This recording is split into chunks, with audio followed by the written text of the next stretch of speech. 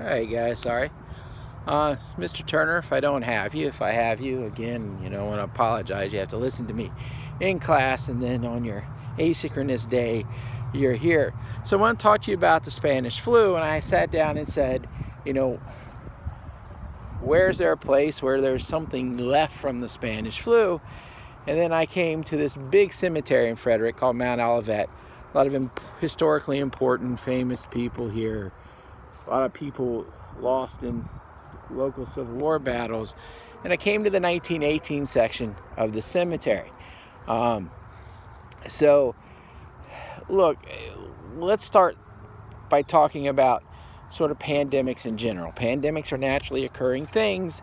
They happen from time to time, obviously. They were relatively rare, but their little brother, epidemics, happened constantly. And epidemics are just pandemics that are regional and not global in nature. In fact, I live very close to Braddock Heights, and it existed because epidemics would break out so frequently in D.C. in the summer from malaria and yellow fever. People would move out there to try and avoid it.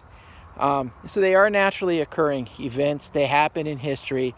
People study them, scientists, historians. And like most historical events, they generally follow a certain pattern. But each one is also unique unto itself. So I want to concentrate a little bit on what made the Spanish flu unique. And what I think is its impact on the 1920s, which is really one of the things that you're going to want to concentrate on. So, what made the Spanish flu particularly unusual is who succumbed to it. So most flus, like most viruses, they tend to kill the very young and the very old. The Spanish flu, however, was different. So instead of, you get this U, right? You see infants dying, and then it comes down, and then as the ages increase, the mortality percentage also increases. With the Spanish flu, infants died in pretty big numbers, so that part of it was high. But then it dipped down and it rose really quickly, right? When you looked at the chart on the mortality rate, and then it began to decline very steeply as people got older. So it was very unusual. It killed people late teens to mid-30s were the deadliest slot. So what we now know happened is that the initial infection, the flu, if you like, tended to kill young children like the normal flu did. But then what happens is, as the disease went through your body, it actually hitchhiked on your immune system, and it made your immune system work against you. And so what the Spanish flu then did is, people who had the strongest immune system, people say in their mid-20s, that's who died. And they would die in this sort of second phase of the disease. So I think that is going to have it's sort of a big historical impact, right? Lots of people died. It's a bad disease. We're still grappling with the numbers. But here's the thing, and you got to step back with me and let me explain this, because I think this explains so much of what you're going to learn in the 1920s. So, my father is actually buried in this cemetery way up here. And he died like over 20 years ago. And, he was pretty young when he died of cancer. And it's very sad, and I still miss my father. And the whole death thing, it sucks. There's no other way to put it. But what made the Spanish flu so impactful and so hideous is, like, look, when my father died, I knew I was burying my father, and as sad as it was, there was death happens. Children bury their parents. it's when it gets out of whack, it gets really, really sad. When parents are starting to bury their children, and what you have happen is, families it puts even greater stresses on families. Families tend to struggle with that. So you have the Spanish flu, which killed young people, on top of the Second World War, which, at least for U.S. citizens, killed almost exclusively males under the age of 25. There were exceptions, but that's generally who died.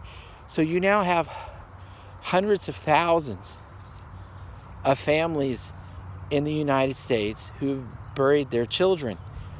And what we know about pandemics is that they tend to create certain things with them. You tend to see political polarizations. You tend to see social unrest. So what happened with the Spanish flu, which was a little different, is it's taken place during World War I, and so you don't see as much immediate political reaction.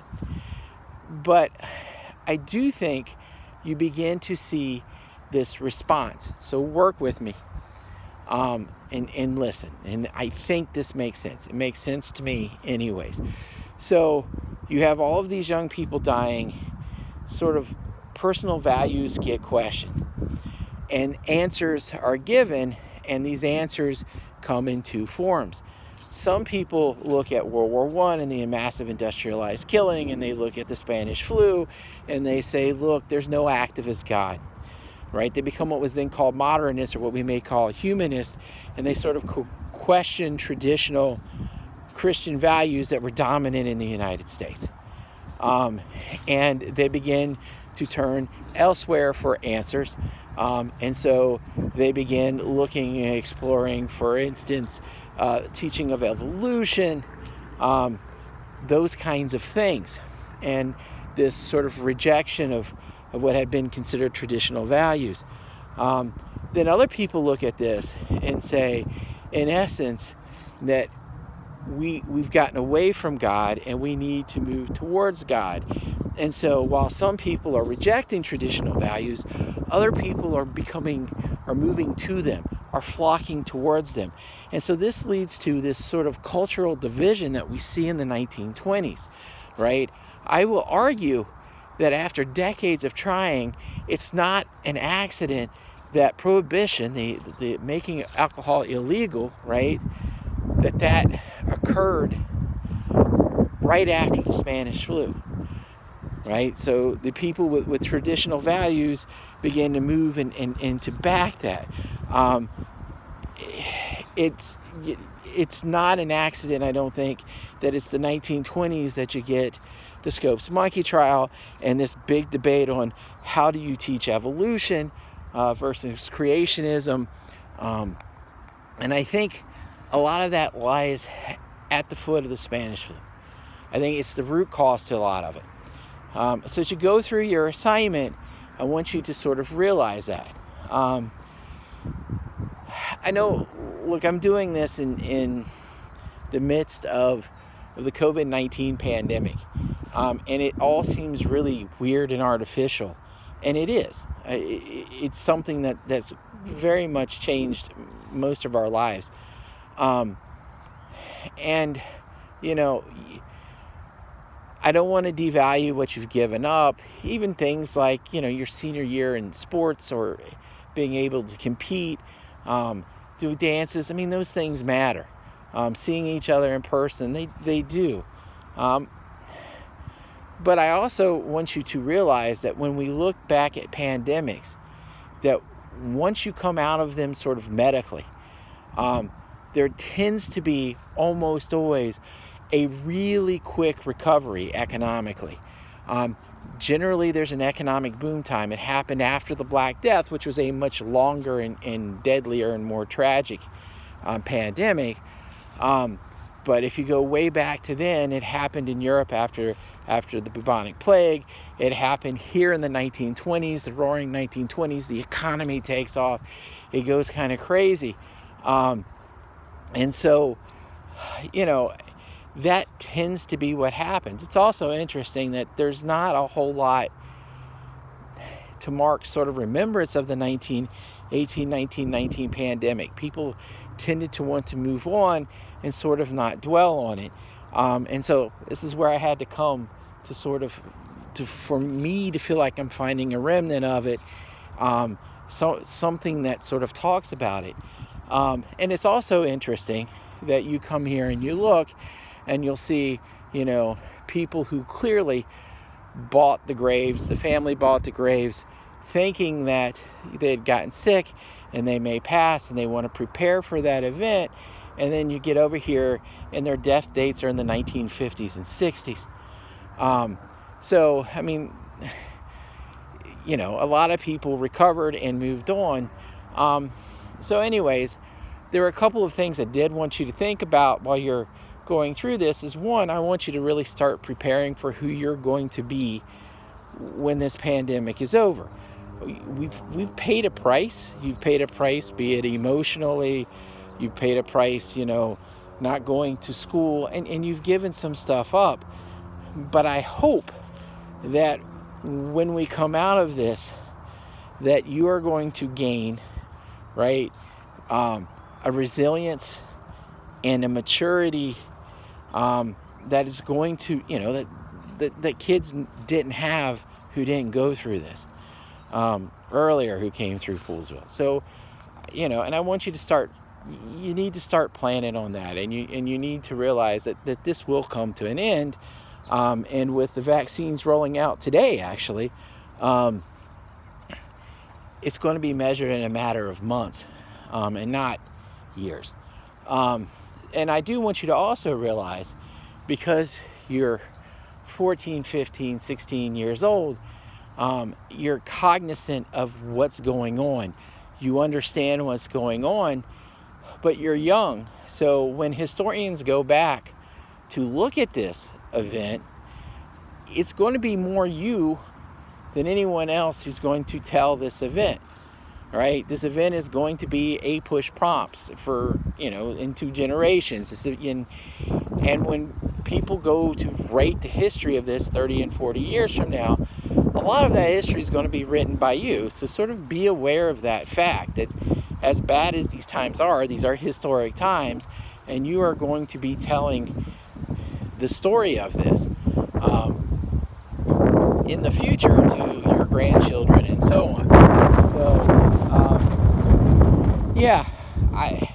I wanted to come here because when I come to a place, like I go to battlefields and you're on the ground, you learn about the battle, and that's one of the main reasons I go. But I also kind of feel connected with the events, and so coming here has helped me with that. And I'll just pan around for you. So anyways, the vast majority of these people did not die in 1918 to 1920. They survived. And the economy then blossomed, and the country grew and expanded and became more powerful at a faster rate than ever. Of course, the Great Depression comes, but there's that.